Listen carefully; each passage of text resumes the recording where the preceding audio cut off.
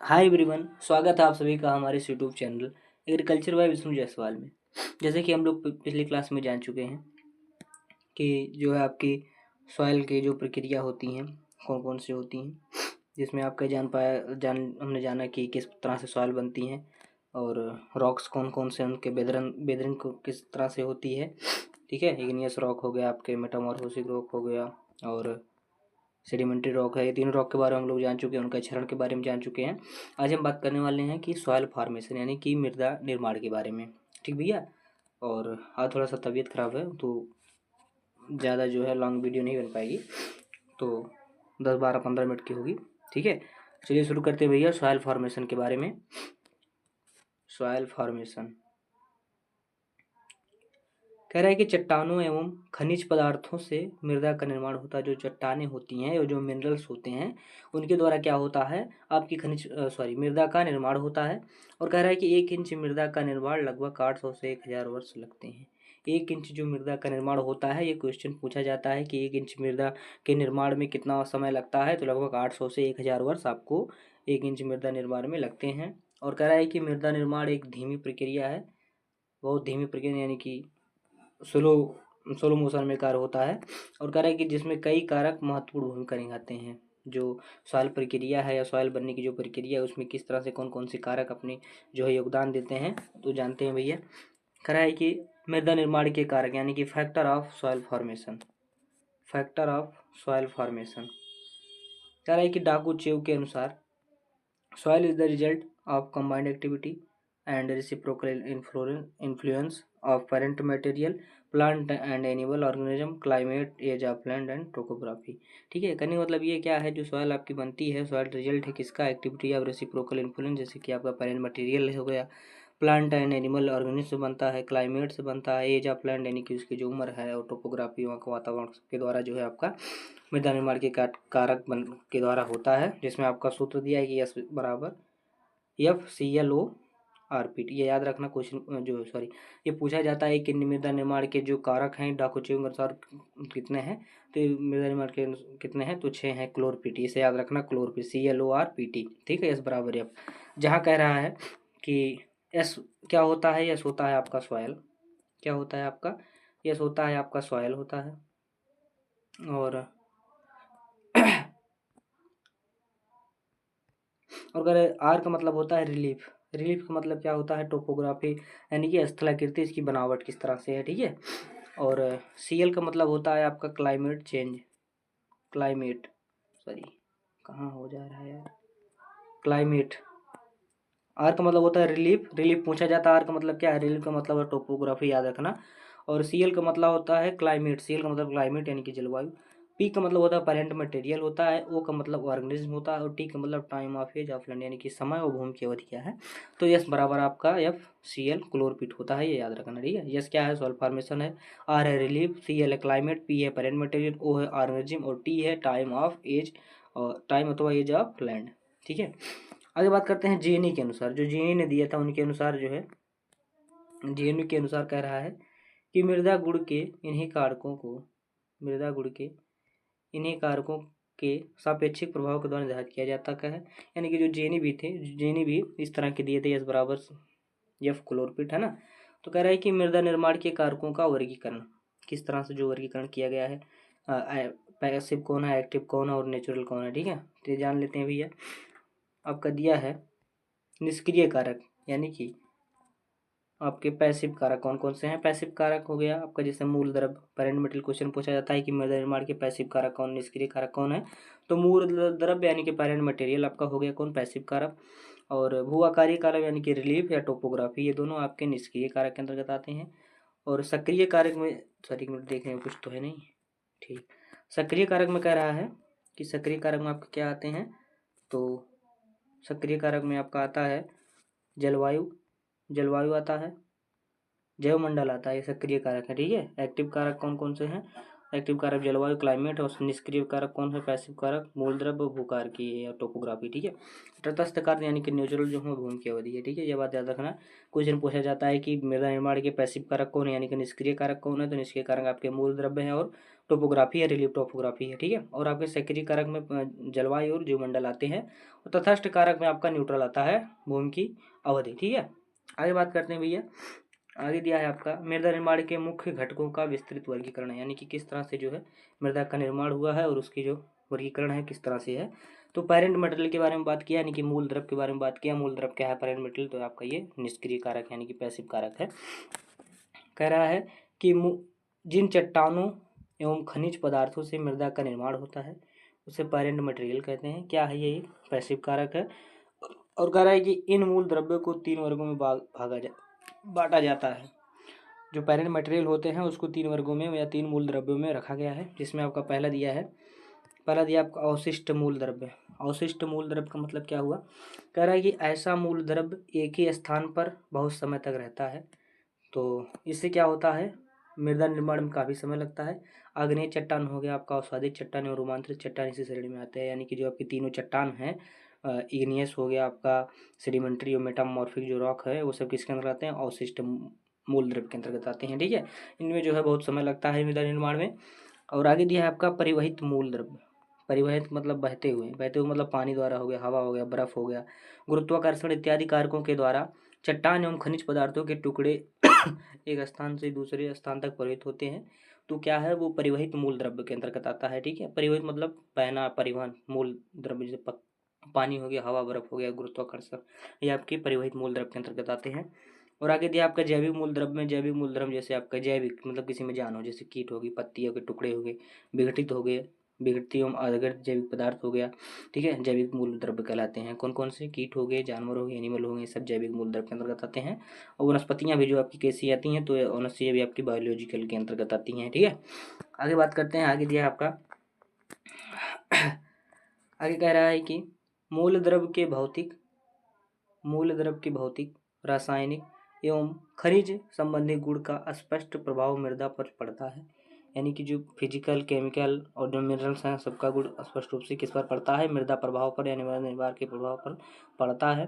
और कह रहा है कि मृदा का रासायनिक संगठन चट्टानों एवं खनिज पदार्थों के प्रकार पर निर्भर करता है, यानी कि किस तरह से चट्टान है, जैसे आपके मेटामॉर्फिक रॉक होंगे तो जल्दी से जल्दी इसको जो है सॉइल बनेगी।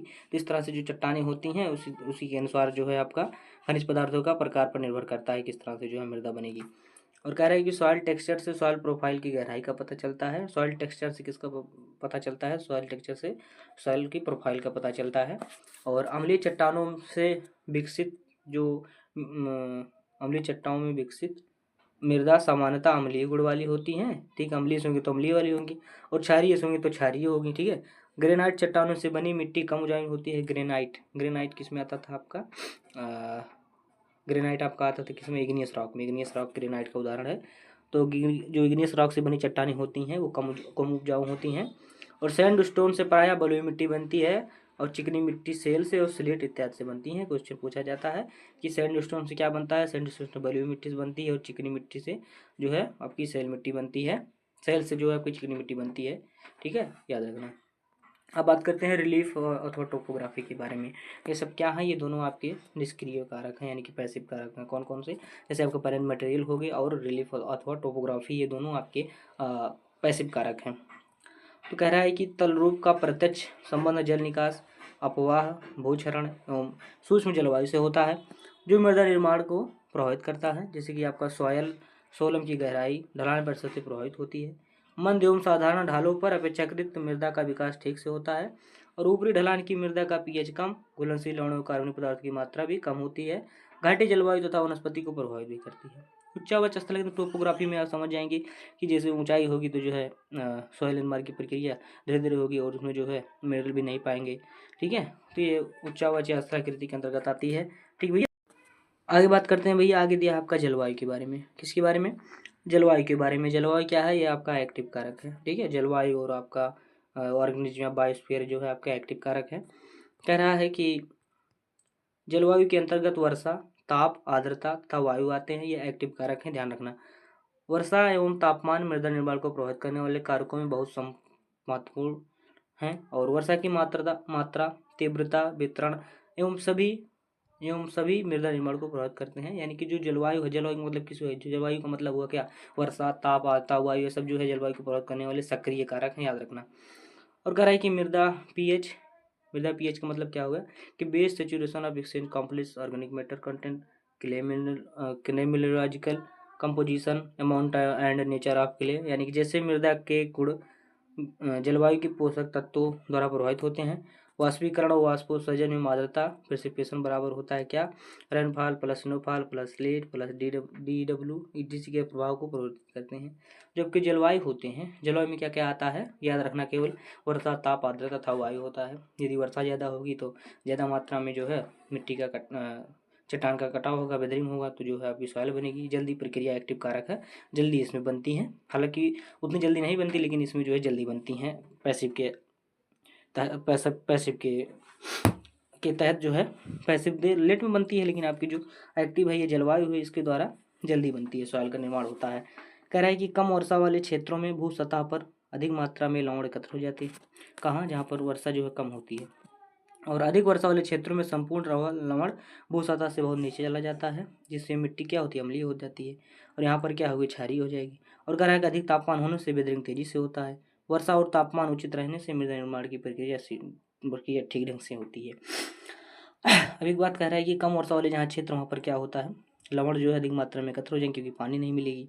तो पानी नहीं मिलेगी तो जो है वहाँ पर लवण का जो है ह्रास नहीं होगा। जब ह्रास नहीं होगा तो लवण एकत्रित होंगे। वही कह रहा है कि जो पानी अधिक होती है तो क्या होता है, लवण इकट्ठा भी हो जाते हैं, सतह बहुत नीचे चले जाते हैं, नीचे चलेंगे तो कोई काम ही नहीं है।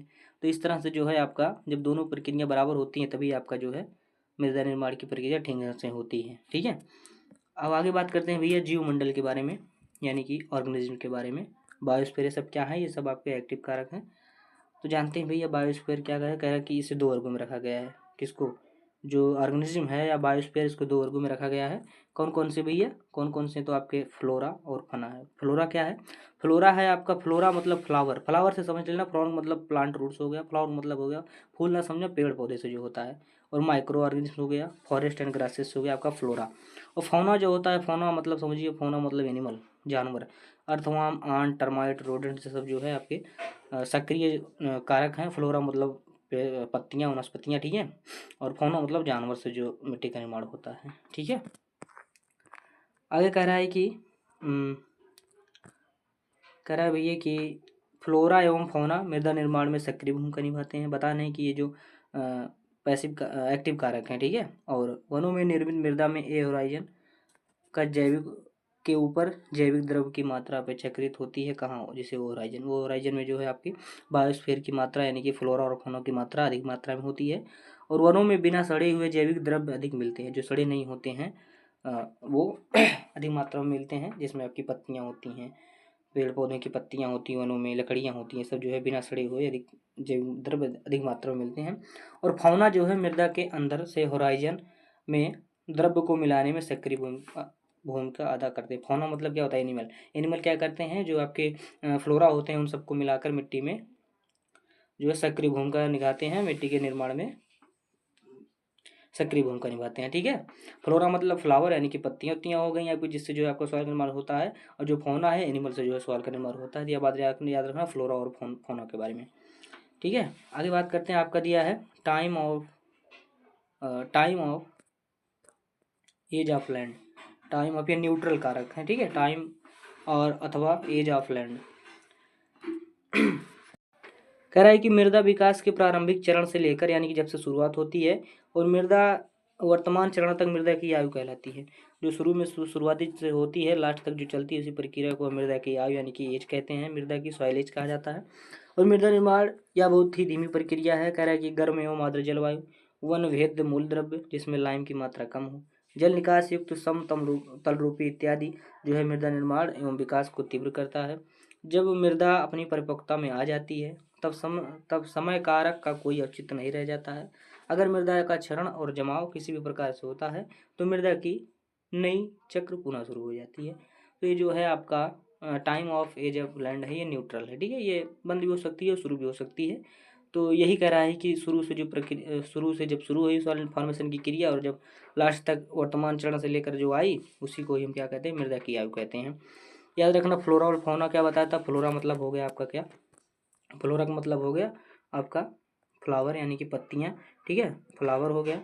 और फौना का मतलब क्या था आपका, फौना का मतलब था आपका, फौना का मतलब एनिमल था, एनिमल, ठीक है, ये बातें याद रखना, ठीक है भैया। और एक्टिव पैसिव कारक बहुत पूछता है, तो एक्टिव कारक कौन कौन से हैं, एक्टिव कारक याद रख लेना। एक्टिव कारक में आपके पैरेंट मटेरियल है, हाँ ठीक है, रिलीफ टोपोग्राफी है, सॉरी पैसिव कारक में पैरेंट मटेरियल है और रिलीफ टोपोग्राफी है यानी कि मूल द्रव्य है, और भूकारिकी तत्व, तो ये आपके पैसिव कारक के अंतर्गत आते हैं यानी कि सक्रिय कारक के अंतर्गत आते हैं। और यार सॉरी क्या हो जा रहा है भाई जुकाम की वजह से, निष्क्रिय कारक हैं, पैसिव कारक हैं, पैरेंट मटेरियल है और रिलीफ टोपोग्राफी है। और सक्रिय कारक में आपके यानी कि एक्टिव कारक में आपके जलवायु, क्लाइमेट और जीवमंडल ये सब आते हैं, ठीक है। और तटस्थ कारक में आपकी भूमि की अवधि आती है, ठीक है, यही पूछा जाता है सॉइल फॉर्मेशन में।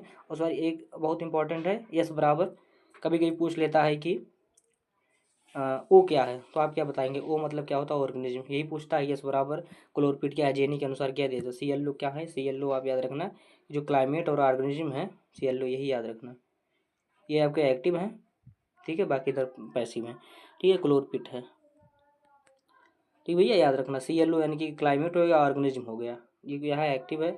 और जो आपका रिलीफ हो गया, ठीक है, ये सब जो है रिलीफ टोपोग्राफी ये जो है आपके पैसिव कारक के अंतर्गत आते हैं, ठीक है।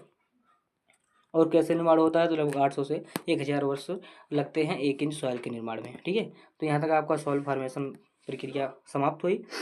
नेक्स्ट वीडियो में बात करते हैं भैया, तब तक के लिए धन्यवाद।